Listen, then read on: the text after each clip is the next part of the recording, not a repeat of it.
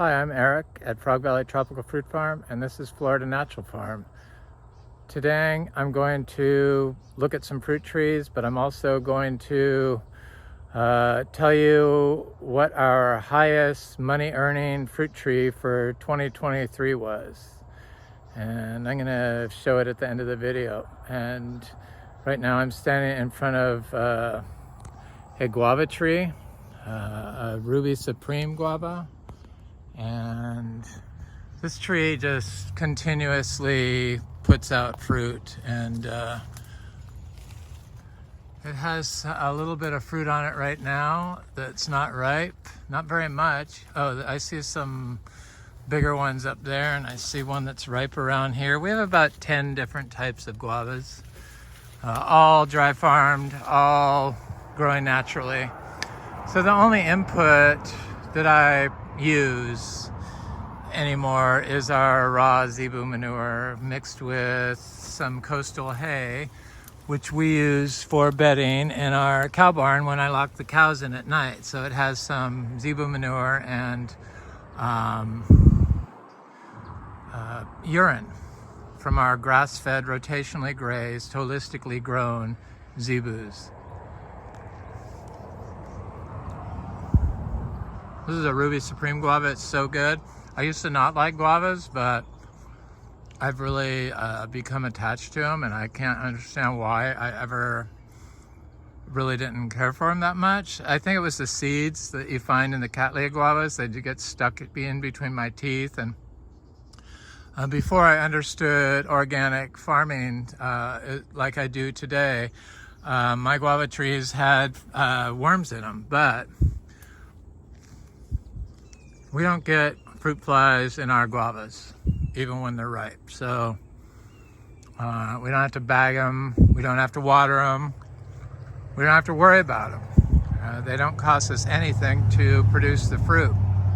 I just try to apply a daily manure, which is basically almost a bale of hay, grass hay. It costs $10, but it's for the zebus, and the zebus pay for themselves with their babies. So it costs nothing to run this farm this way. And this is in a chachairo tree that's gotten quite large, and I'm fairly certain that next year it probably is going to be of size to produce fruit. It's getting there. It's 7 feet tall and getting thick.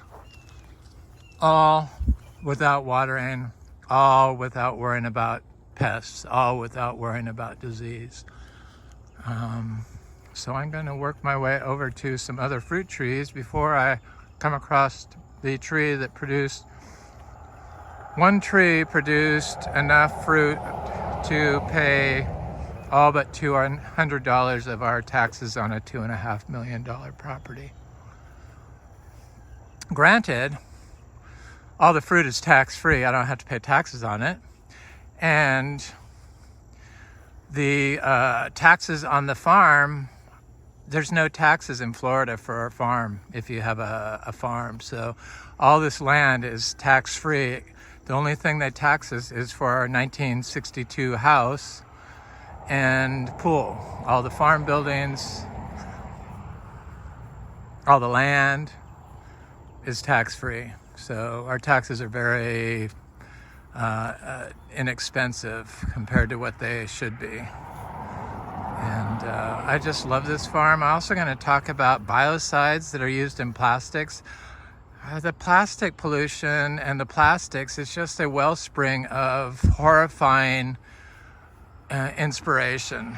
Probably a good term around Halloween, but not good when it's used in production of organic certified produce, because they all use plastic mulch, which contains synthetic polypropylene, polyestrine that they use as plastic mulch as a synthetic substance. And then the polymers that they use, the biocides, that's what I'm going to talk about, the biocides. So stuff that kills biology. Because the polypropylene is, and the plastics can attract E. coli on their surfaces. So they put polymers of biocides in there, which one of them being triclosan. Triclosan is a known carcinogen. And these microplastics that get released into the soil from years of use of plastic mulch on organic production of vegetables. I saw it in LA. It just disgusted me in Oxnard and Camarillo and Santa Barbara and Montecito. They all use it.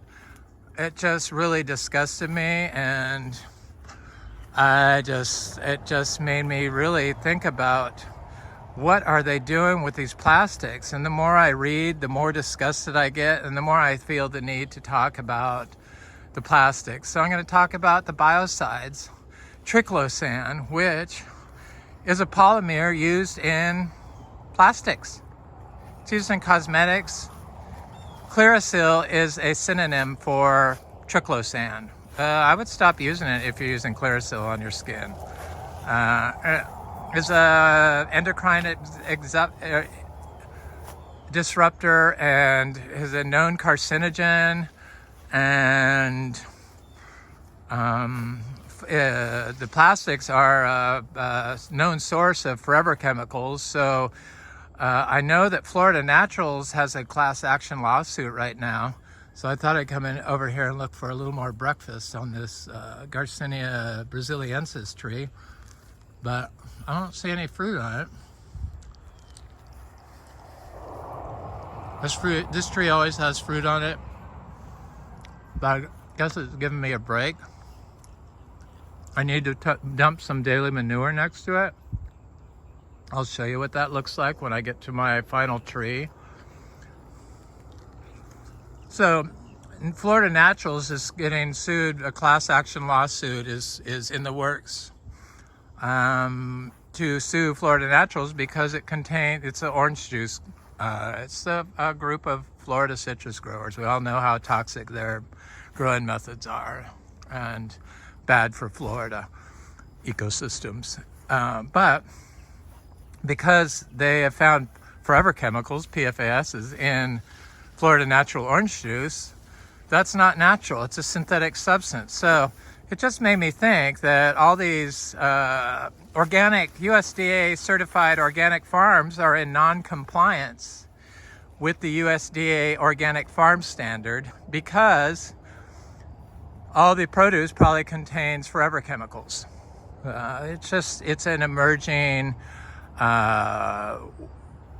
science investigating these things. Most of the information I found came out of European Union. They seem a little bit more advanced than the US on these studies. Maybe they just haven't released them. Maybe they just don't want to scare people. But triclosan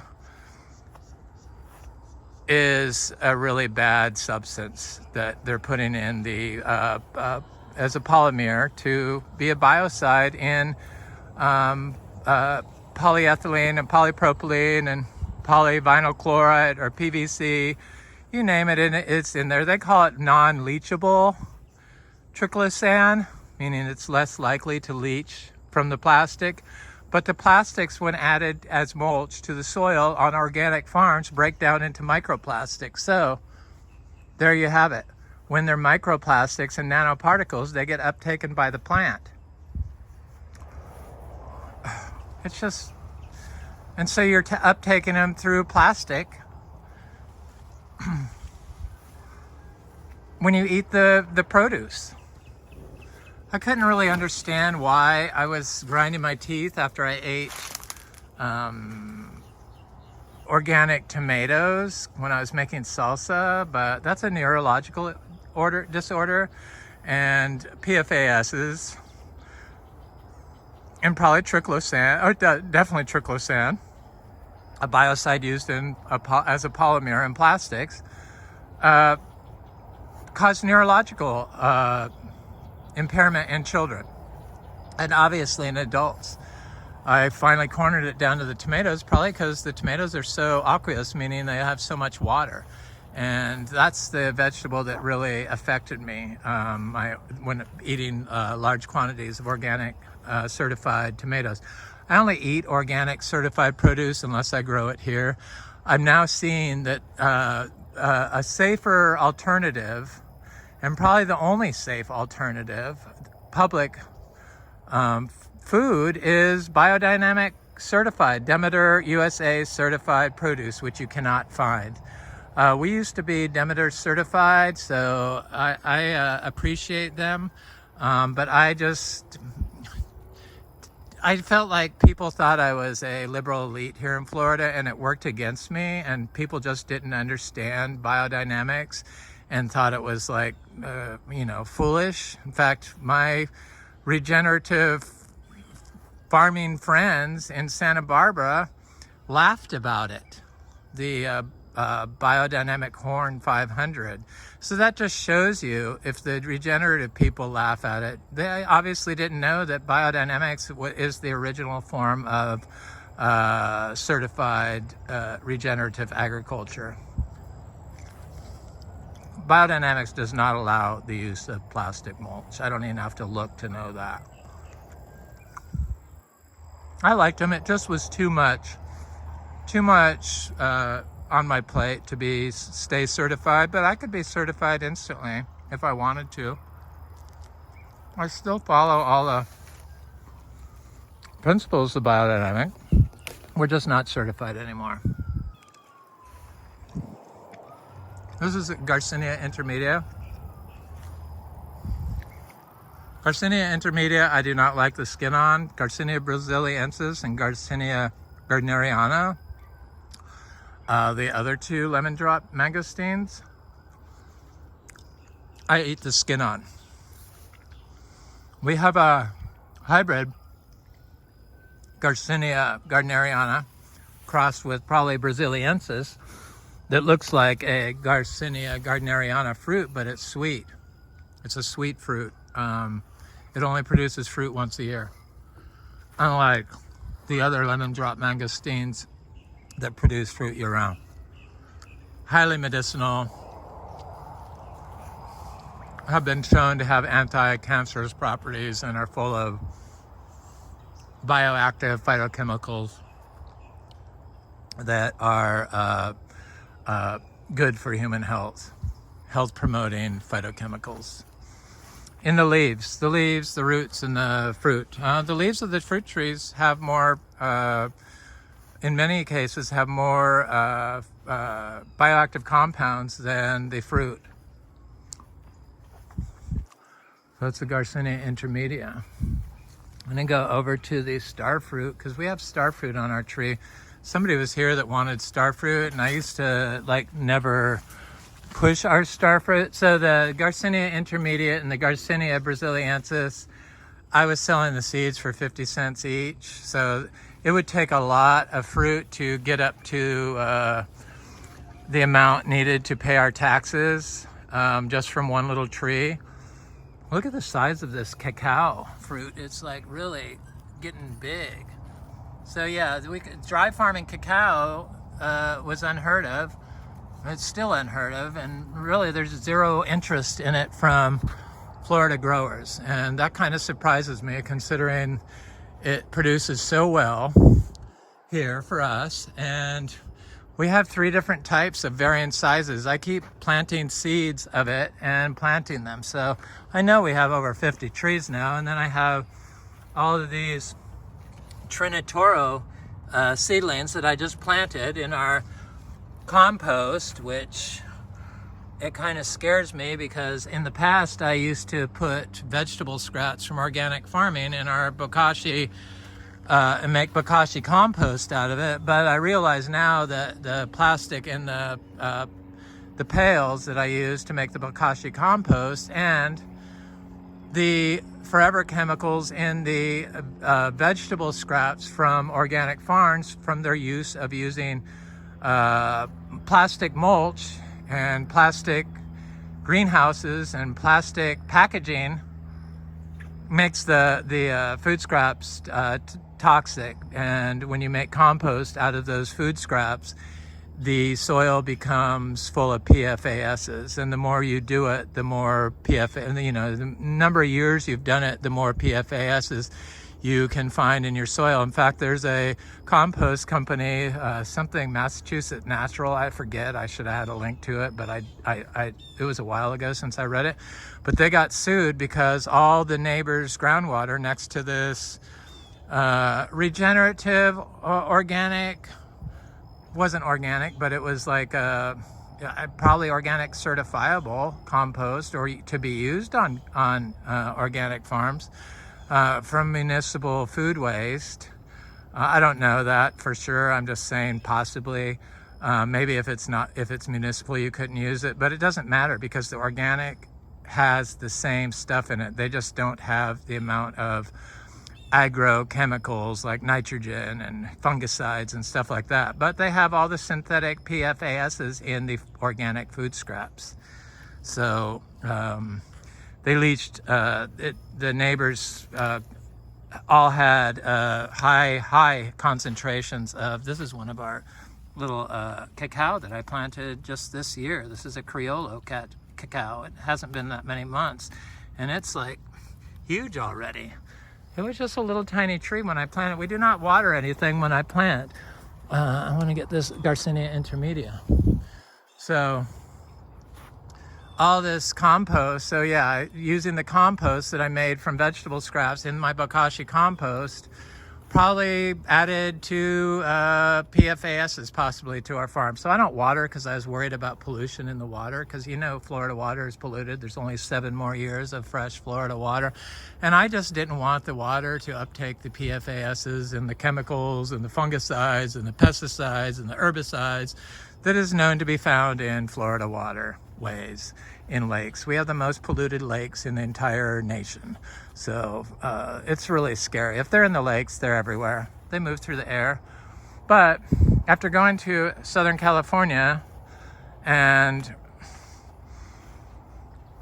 seeing firsthand and knowing what I know about plastics and everything, and just seeing the total basically plastic washing of everything on the soil there for growing food. And then it's really hard. I'm a vegan, organic vegan, and I hadn't eaten at any restaurant for over 2 years. And it was really hard to get every meal vegan. And then none of the people, except for one that I was with, was vegan. So my friend, who's a very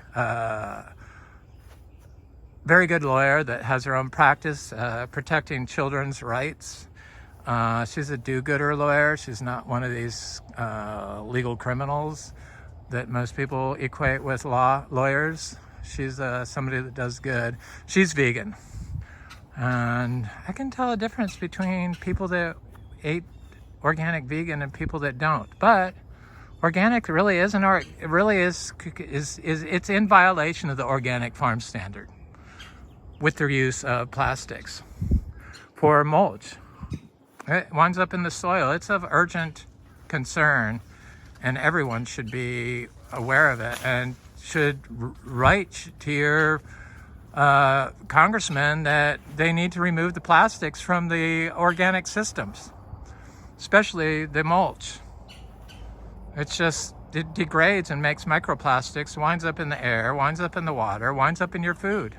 That's how you're getting the PFASs. So they're going to get sued eventually, probably not that distant future, for using the plastic mulch that puts PFASs into the soil, but it also is putting triclosan into the soil, which is a biocide that is a known carcinogen, and it's a synthetic substance. So that, again, they are in non-compliance with the organic farm standard. So I'm going to go over to this pomelo tree. Is getting quite large. Some of our citrus are getting quite big. These are Inga spectabilis trees. We have 4 starfruit trees, and they have varying stages. Some have green fruit, some have flowers. We have Carrie and Sri. I like those two. I'm not sure which is which, but they both are orange fruited varieties. One's big and one's small. They're super delicious. I also said I didn't like starfruit in the past. So I mentioned this is a cashew seedling I planted last year. So I planted more than 200 cashews here. I believe it's going to be a major crop here at Frog Valley Tropical Fruit Farm just because they produce so well. You don't have to water them, just like everything else. You don't have to water anything. Does this look unhealthy? This is a year-old tree. But what is the difference between this and other trees is I usually put my daily manure on trees that are at fruiting size. So I only get 365 loads of manure, and I have like probably easily 500 fruiting trees here. I know we have 250 mango trees that produce fruit. I don't put it on the seedling mangoes, which we have a lot of. I try to plant all the polyembryonic seeds or some of the non-polyembryonic seeds, but I plant what I like, and usually those are the polyembryonic fruit trees like mangoes, like peach cobbler and sweet tart. But this got a load of manure because I wanted to see what it would do. It's right here. This is it. This is what's left of it. It's there. There it is. Kind of nice size. It looks like peat, huh? Sorry, I had a lemon drop mangosteen. So I put it on there. It was a tiny little tree about this big. And as soon as I put it on there, this thing got taller than me. And probably is, next year is gonna start producing mass amounts of fruit. I love the cashew apple. And I planted more than 200 seeds off of our cashew from this year. But cashew isn't a high dollar fruit, though I sell it for $1 each with fruit. Just because it was supposedly you couldn't grow it here because it's so cold sensitive. Look at UFL, they tell you that it's an extremely cold sensitive tree. But none of our cashews, well, some of our small cashews during the 31 degrees that were like this low froze back, but they all came back. But once they're taller, they don't get affected by it. And we don't get frost here anymore, knock on wood, because of the biology in our soil. Focusing on the soil health, focusing on biology prevents your tree from succumbing to environmental stressors like heat stress, cold stress, drought stress, too much rain. We don't have any standing water here. We're the only ones around here that don't have any standing water. We do have it in places where they made ditches. We don't have, this was not ever a citrus farm, but we do have ditches that they put in to go into a pond, which never get used. But the ditches where it's been dug below the water line when the water table is high have water in them at that level. But it used to not be this way. And it's because we focus on the fungi in the soil. The fungi is in charge of the water cycle, whether you believe it or not, whether it's been proved or not. I know it, that's the case. I just know things because of this farm, just observing, and the information flows to me. So one of the questions I was asked, this is our starfruit tree. It's got a lot of fruit on it. Somebody wanted starfruit, and it looks like next week we will have starfruit. So if you see this video, we're gonna have starfruit next week. I'm gonna pick this one and do it. So one of the questions, because my friends, you know, that I saw in Santa Barbara, two of them were regenerative, supposedly regenerative farmers. Not to knock you, but if you're not up to my level, I just consider yourself in training, and I don't consider myself the most knowledgeable person on regenerative agriculture by any means, but I do have quite a bit of information that I've learned through this place, that came to me through this place. I did take a lot of classes on soil, but I've moved past that, and now I'm trying to focus on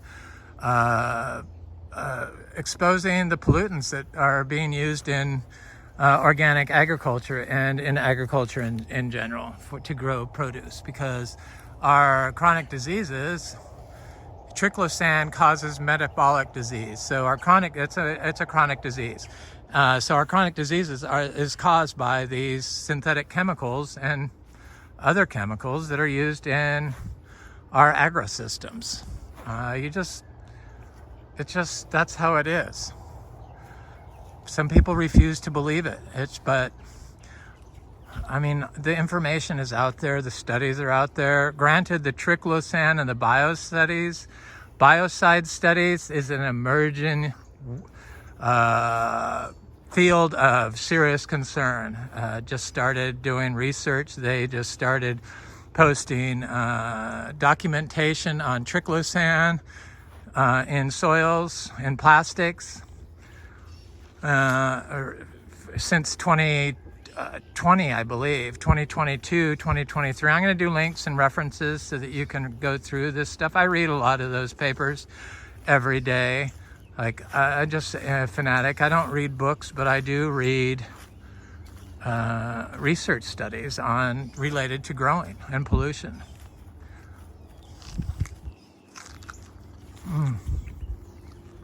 The star fruit is amazing. So, back to, everyone knows the dangers of triclosan now, and the biocides that are in, they're a polymer used in plastic. So now I'm going to show what is our one tree that paid all but $200 of our property taxes for 2023. Here's a little cashew seedling right there from this year. They're everywhere. This is going to be a major tropical fruit farm within the next 10 years. It just, I'm planting it all on my own, and I'm planting it to be sustainable, and I'm planting it so it's here forever. And I put in other big farms that relied on water, mostly gardens, I guess is what they were, because they weren't food crops, but huge giant cacti gardens, but huge giant rose gardens like on acres. And they're basically all gone because they relied on water and they relied on humans to help them. But this farm is just self-supportive and self-regenerating, and this is the tree that made $2,616. I sold 654 fruit off this tree, and there's some on there. I thought I had picked them all, but there's some on there, which I'm glad there is, because they're really good fruit. And this is what our daily manure looks like. So after I pick the fruit, this is how we get fruit production here at Frog Valley Farm, from this tree. So after all the fruit is picked, I put a daily manure on each side of it. I put one here, and 5 months before I picked the fruit off this crop, I put one here. So like in April of last year. That's a pile from April, or from this year. And I also had one here, but it was completely gone. So supposedly the African mangosteen, the Imbe tree, only will produce one crop per year. I know people have trouble fruiting this tree, but we now have 3 fruiting trees, but 2 of them I have not put daily manure next to, which I'm gonna do one today, just so people can see what it does, the daily manure. And I'm gonna do one on the other tree the next day. I'm gonna have to forego putting on my mangoes in the back, just because I want to see what it does for fruit production. I know what it does, because this tree has given us 2 crops this year and produced $2,616 worth of fruit at $4 each. $4 each. The seeds sell for $6 each everywhere else, and the places that sell the seeds, like Tradewinds Fruit, none of their Garcinia seeds have ever germinated for me. They're all elderly. You have to get fresh seeds. I only sell fresh seeds. We do not have any of this for sale. These are all mine. What a wonderful fruit. I eat it skin and all, and it's the only Garcinia I know of that can ripen off the tree. And if you leave it on the tree, and wait for it to get wrinkly. It has an alcohol component to it. It's just a really exceptional fruit that people have trouble fruiting. I'm pretty sure if you plant 3 seeds near each other, that you'll end up with 1 fruiting tree for sure. So that's what I did. I bought $800 worth of the fruit this year. But still, I could have sold it all. I could have sold more fruit off this tree. People want this fruit. And this is the only tree I know that's produced, that I could find in the world that has produced more than 1 crop per year. And it's because of the zebu manure. I know it is. I know that's what it is.